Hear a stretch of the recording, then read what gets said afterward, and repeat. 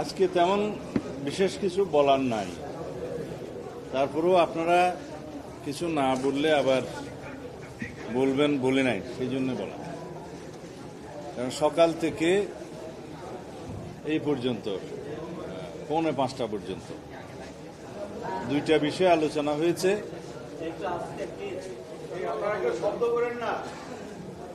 একটা বিষয় নারী আসন নিয়ে, আর একটা বিষয় দ্বিকক্ষ বিশিষ্ট পার্লামেন্টের বিষয়।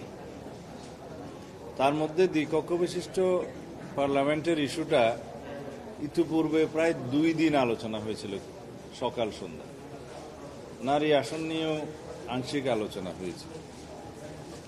আজকে তৃতীয় দিনের মতো আলোচনা হচ্ছে। তা আমি প্রথম মানে মধ্যাহ্ন বিরতির আগ পর্যন্ত আলোচনায় অংশ নেওয়ার সুযোগ পাইনি। 4টার দিকে দ্বিকক্ষ বিশিষ্ট পার্লামেন্টের আলোচনায় অংশ নিয়েছিলাম। প্রথম ইস্যুটাতে আলোচনায় আমি আর আজকে অংশগ্রহণ করতে পারিনি। তারপর নারী আসন সংক্রান্ত বিষয়ে আমাদের দলের অবস্থান, বক্তব্য আপনারা আগে থেকেই জানেন। আমি শুধু একটু ভূমিকা দেব আজকে, যে বাংলাদেশে নারীদের ক্ষমতায়ন এবং অগ্রগতির জন্য বাংলাদেশ জাতীয়তাবাদী দলের সূচনা পর্ব থেকেই এই বিষয়ে আমরা অনেক ভূমিকা রেখেছি। আমাদের দলের প্রতিষ্ঠাতা শহীদ রাষ্ট্রপতি জিয়াউর রহমান, তিনি রাষ্ট্র পরিচালনার দায়িত্ব থাকাকালীন নারী ও শিশু বিষয়ক মন্ত্রণালয় সৃজন করেছিলেন এবং নারীদের জন্য রাষ্ট্রের এবং সরকার পরিচালনার বিভিন্ন বিষয়ে তাদের অংশগ্রহণ নিশ্চিত করেছিলেন। তখনকার বিদ্যমান 15টি সংসদীয় নারী আসন, সংরক্ষিত নারী আসন থেকে তিনি 30টাতে উন্নীত করেছিলেন। পরবর্তীতে দেশনেত্রী বেগম খালেদা জিয়া তার দায়িত্বকালীন সময়ে তিনি 30টা থেকে 45টা আসনে সংরক্ষিত মহিলাদের জন্য সেটা সাংবিধানিকভাবে উন্নীত করেছিলেন। এখন বিদ্যমান 50টি আসন আছে। এই নারী আসনকে আমরা তার দ্বিগুণে, মানে 50 থেকে 100তে উন্নীত করার জন্য আমাদের দলের পক্ষ থেকে, বিএনপির পক্ষ থেকে প্রস্তাব করা হয়েছে। সেটা আমাদের 31 দফার প্রস্তাবনার আলোকে আমরা সংস্কার কমিশনে আমাদের দলের পক্ষ থেকে সেই প্রস্তাব দিয়েছি। তবে সেই নির্বাচন প্রক্রিয়া বিদ্যমান যে ব্যবস্থা আছে সেই একই ব্যবস্থায় আমরা মনে করেছি এখনো বহাল থাকা উচিত। কেননা সরাসরি নারী আসনে নির্বাচনের ক্ষেত্রে এবং আরও কনস্টিটিউয়েন্সিস ডিলিমিট করে, আরও 100 কনস্টিটিউয়েন্সি যদি ডিলিমিট করা হয় তাহলে 300+400 করে এখানে বিভিন্ন পদ্ধতির যে নির্বাচন প্রক্রিয়ার প্রস্তাব সংস্কার কমিশনগুলোর পক্ষ থেকে দেয়া হয়েছে, সংবিধান সংস্কার কমিশন এবং নির্বাচনী ব্যবস্থা সংস্কার কমিশনের পক্ষ থেকে দেয়া হয়েছে। সেখানে কিছু কিছু প্রস্তাব আছে যেগুলো আসলে বাস্তবায়ন করা অত্যন্ত দুরূহ। একটা রোটেশন পদ্ধতির কথা আপনারা শুনেছেন, যে বাই রোটেশন প্রত্যেকটা নির্বাচনে, মানে এলাকার 1টা 2টা 3টা এক নির্বাচনে 1, দ্বিতীয় নির্বাচনে 2 নম্বর আসন, তৃতীয় নির্বাচনে 3 নম্বর আসন, এইভাবে করা হয়েছে। সেটা বাস্তবায়নক নয়। এখন অবশ্য কমিশন সেই জায়গা থেকে সরে এসছে, সেই প্রস্তাবের মধ্যে নেই। দ্বিতীয়ত ওনারা আরেকটা প্রস্তাব দিয়েছেন যে বিদ্যমান আসনের, মানে তাদের প্রস্তাব অনুসারে 100 যদি হয়, সেই 100তে শুধু নারীদেরকে মনোনয়ন দেয়। কিন্তু সেই আসনগুলো কিভাবে ঠিক করবেন সেটা কিন্তু পরিষ্কার নয়। সেই 100 আসন কোনগুলা, ডিলিমিট কিভাবে হবে, এগুলো পরিষ্কার নয়। আরেকটা প্রস্তাব এসছে আজকে নতুন করে, যে বিদ্যমান যে আসন আছে তার মধ্য থেকে 33% আসনে নারীর প্রার্থিতা, যেটা প্রায় 100 হবে, 1/3, সেটা দেয়া যায় কিনা। তা আমরা যেখানে এখনো পর্যন্ত আরপিওর বিধান মতে রাজনৈতিক দলসমূহ প্রত্যেকটা কমিটিতে 33% নারীদের নারী সদস্য রাখা সেটা নিশ্চিত করতে পারি নাই। প্রত্যেকটা রাজনৈতিক দল চিঠি দিয়ে সেই সময়টা বৃদ্ধি করার জন্য নির্বাচন কমিশনে বারবার অনুরোধ করে। কারণ আমাদের সামাজিক বাস্তবতা, আমাদের রাজনৈতিক বাস্তবতা এবং আমাদের সংখ্যাগরিষ্ঠ মানুষের ধর্মীয় রীতিনীতি এবং কালচার, এটা আমাদের মাথায় রাখতে হবে যাতে করে আমাদেরকে বুঝতে সুবিধা হয় যে এই অবস্থা বাংলাদেশে বাস্তবতায় কতটা সম্ভব। আমরা আমাদের দেশে অধিকাংশ মানুষ, নারীদের মধ্যে যারা পর্দানশীল, তারা সরাসরি রাজনীতিতে আসতে চান না, বা ধর্মীয় কালচারের কারণে সরাসরি নারীদের অংশগ্রহণ অনেকটা দুষ্কর। সেই জায়গায় আমরা ক্রমান্বয়ে আগাতে চাই যে রাজনীতিতে নারীদের অংশগ্রহণ বা সরাসরি আমাদের কমিটিগুলো তৃণমূল থেকে কেন্দ্র পর্যন্ত একটা সময়ে এসে আমরা হয়তো দেখব যে সেটা 33% হয়েছে বা তারও বেশি হবে, কিন্তু ওভারনাইট সেখানে জাম্প করা এখন সম্ভব হচ্ছে না। সেই বিবেচনায় আমরা মনে করি বর্তমানে বিদ্যমান যে পদ্ধতি আছে সেটা সংরক্ষিত আসন আমরা 50 থেকে 100 করেছি এবং বিদ্যমান পদ্ধতিতেই তারা নির্বাচিত হোক।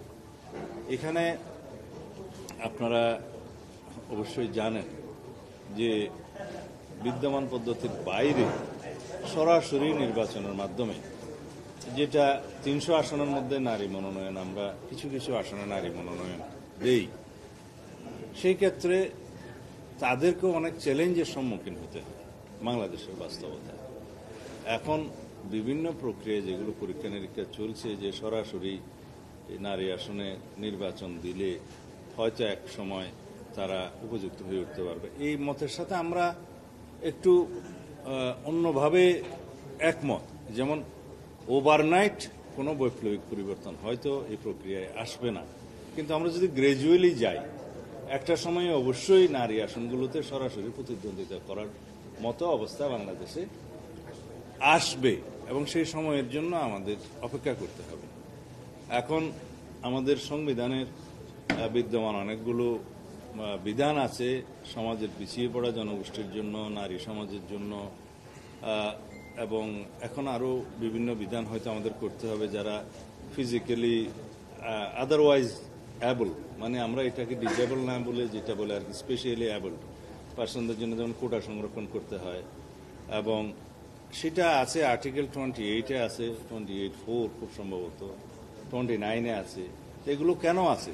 যেহেতু আমরা ওভারনাইট এই পিছিয়ে পড়া জনগোষ্ঠী এবং নারী সমাজের জন্য আমাদের বিভিন্ন সেক্টরে সরকারি সুবিধাদি নিশ্চিত করতে হবে, যেহেতু ইকুয়াল প্রতিযোগিতার ক্ষেত্রে তারা আদারওয়াইজ যদি প্রতিযোগিতা করে সেই ক্ষেত্রে হয়তো পিছিয়ে থাকবে। তো এটা হচ্ছে আমাদের সমাজের বাস্তবতা, এবং সেজন্য সংবিধানে আগের জেনারেশনের যারা সংবিধান প্রণয়ন করেছেন তারা এগুলো চিন্তা করেই করেছেন। এটা পৃথিবীর বিভিন্ন দেশে আছে, এই পিছিয়ে পড়া জনসমষ্টি, নারী শিশুদের জন্য বা অন্যান্য যারা পিছিয়ে পড়া জনগোষ্ঠী, তাদের সঙ্গে এটা করতে হয় যাতে তারা একটা জায়গায় এসে সমতার মধ্যে দাঁড়াতে পারে এবং রিজার্ভ রাখতে হয়। সেই ধারণা থেকেই এই নারী আসনের, সংরক্ষিত নারী আসনের ধারণাটা।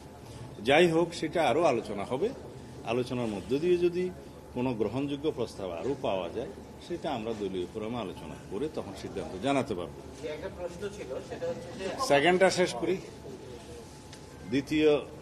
দ্বিকক্ষ বিশিষ্ট পার্লামেন্ট, আমরা যেটাকে প্রস্তাবের মধ্যে দেখেছি সিনেট নাম দিয়েছে, আবার কারো কারো সেই প্রস্তাবে হয়তো সেই নামকরণে একটু দ্বিমত আছে, কিন্তু এটাকে দ্বিকক্ষ বিশিষ্ট পার্লামেন্ট বললে সবাই বোঝে।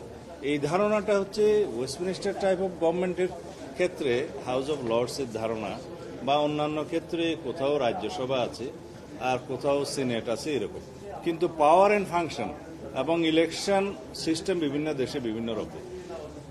আমাদের এখানে আমরা যেহেতু এটা নতুন প্রচলন করার জন্য চেষ্টা করেছিলাম, আমাদের 31 দফাতে সেই আইডিয়াটা আমরা জানিয়েছি, প্রস্তাবের মধ্যে আছে। আপনারা নিশ্চয়ই সেটা জানেন যে সমাজের, রাষ্ট্রের বিভিন্ন সেক্টরে যারা অবদান রেখেছে, যারা বিভিন্ন সেক্টরে খ্যাতিমান ব্যক্তি, বিভিন্ন শ্রেণী পেশার যারা বিশিষ্ট ব্যক্তি, তাদের মেধা, প্রজ্ঞা, অভিজ্ঞতাকে কাজে লাগানোর জন্য রাষ্ট্র গঠনের ক্ষেত্রে, মানে জাতি গঠনের ক্ষেত্রে আমরা এই ধারণা থেকে তাদেরকে প্রতিনিধিত্ব আকারে সেই হাউজে নিয়ে এসে রাষ্ট্র গঠনে বা সমাজ বিনির্মাণে দেশ বা মানে এটাকে বলা হয় জাতি গঠনে আর কি, এটা সংক্ষিপ্ত ভাষায় জাতি গঠনে যাতে তাদের অবদানটা, তাদের মেধাটা কাজে লাগাতে পারি, সেই আইডিয়া থেকেই প্রতিনিধিত্ব আকারে আমরা তাদেরকে সেই জায়গায় নিয়ে আসার জন্য এই আপার চেম্বারের প্রস্তাবটা আমরা করেছিলাম। এখানে সরাসরি নির্বাচনের আমরা কোনো প্রস্তাব করিনি এবং এইখানে কোনো পিআর সিস্টেমের কথাও আমরা তখন প্রস্তাব করিনি। এটা আমরা প্রস্তাব করেছি হাউজে যেভাবে আসনের অনুপাতে, নিম্নপক্ষের আসনের অনুপাতে তারা ওখানে নির্ধারিত হবে এবং তাদের পাওয়ার অ্যান্ড ফাংশন পরে সংসদে আলোচনার মধ্য দিয়ে সেটা নির্ধারণ করা হবে। এখন এটা নিয়ে বিস্তর আলোচনা হয়েছে আরও আগে 2 দিন বা 2.5 দিন, আজকেও হলো লাস্ট সেকেন্ড হাফে। তাতে কেউ একমতে আসতে পারে নাই যে এটার নির্বাচন প্রক্রিয়াটা কি হবে। তো যদি ঐকমত্য না হয় সেই ক্ষেত্রে কমিশন কি সিদ্ধান্ত নেবে বা পরের দিন কি আলোচনা করবে সেটা কমিশন জানাবে বলেছে। তবে হাউজের মধ্যে বিভিন্ন রকমের আলোচনায় বিভিন্ন রকম প্রস্তাব এসছে, কিন্তু নির্বাচন প্রক্রিয়া নিয়ে কেউ ঐকমতে আসতে পারেনি। তবে এই বিষয়ে মোটামুটি একটা কনসেনসাস আছে যে আপার হাউস থাকতে পারে। কয়েকটি দলের অবশ্য অন্যরকম বক্তব্য আছে যে আপার হাউসের প্রয়োজন নেই, আর কয়েকটি দলের এরকম বক্তব্য আছে যে আপার হাউস তারা চায় যদি পিআর সিস্টেমে নির্বাচন হয়। তো সুতরাং এই আলোচনাগুলো নিয়ে কমিশন তাদের নিজেদের মধ্যে একটা বৈঠকে বসবেন আজকে বলেছেন। তারপর আগামীকালকে দেখা যাক ওনারা কি বলেন, তখন আবার আলোচনা হবে। এই হচ্ছে আমাদের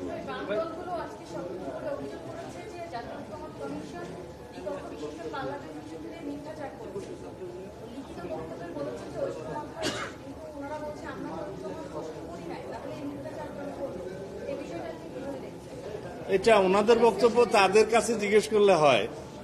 তারা যেহেতু এই অভিযোগ দিয়েছে, এই বক্তব্য বা এই উত্তর তারাই দিতে পারে, আমরা তো অভিযোগ দিইনি। আমি এই বিষয়ে কোনো বিতর্কিত বিষয়ে আমি উত্তর দিতে চাই না। যেটা যারা অভিযোগ উত্থাপন করেছে তারা দিলেই ভালো হয়।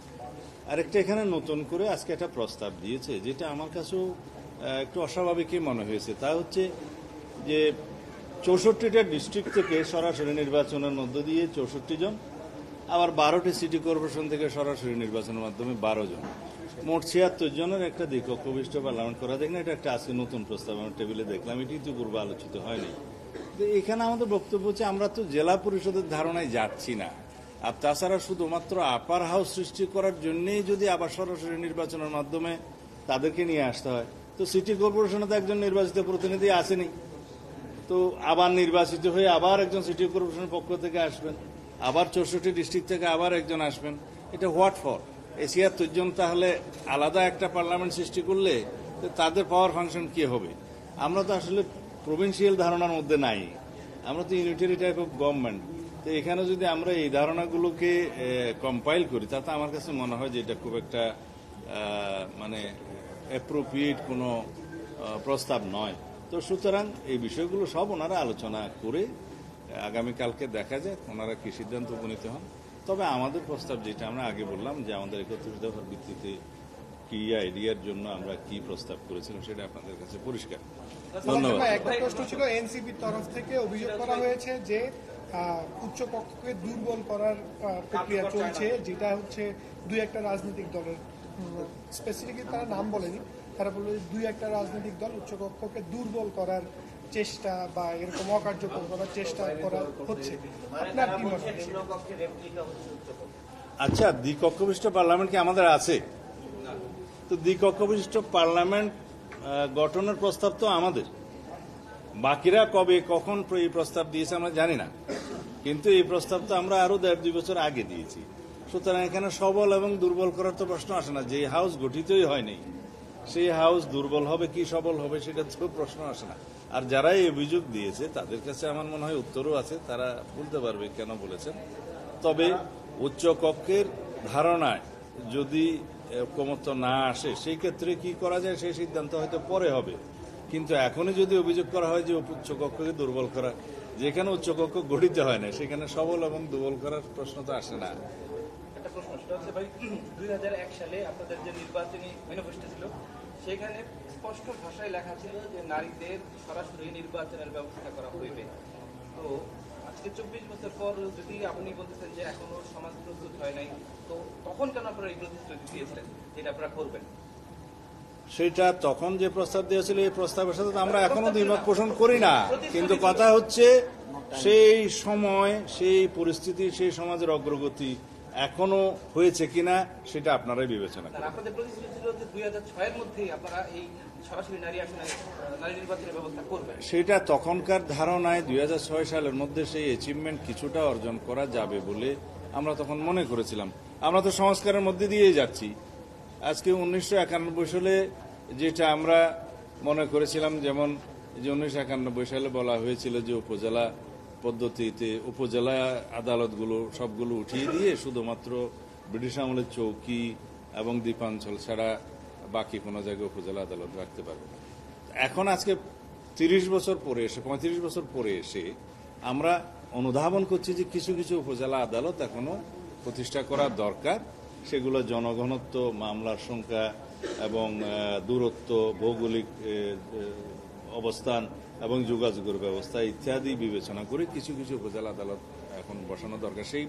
সেই ঐক্যমত্যে আমরা পৌঁছেছি। তো সুতরাং একটা জায়গায় দাঁড়িয়ে থাকাটা সমাজের অগ্রগতি নয়। 20 বছর 30 বছর পর পর তো সংবিধানেই অনেক ধারা পরিবর্তন করতে হয় সমাজের চাহিদা অনুসারে। সুতরাং যখন যেটা সমাজ চাইবে এবং যখন যেটা সেই রকম একটা উপযুক্ত পরিবেশে আসবে সমাজের চাহিদা অনুসারে এবং জনগণের চাহিদা অনুসারে বাস্তবতা অনুধাবন করে তখন সেটা অ্যাডাপ্ট করতে হয়। তার নামই সংস্কার। Thank you.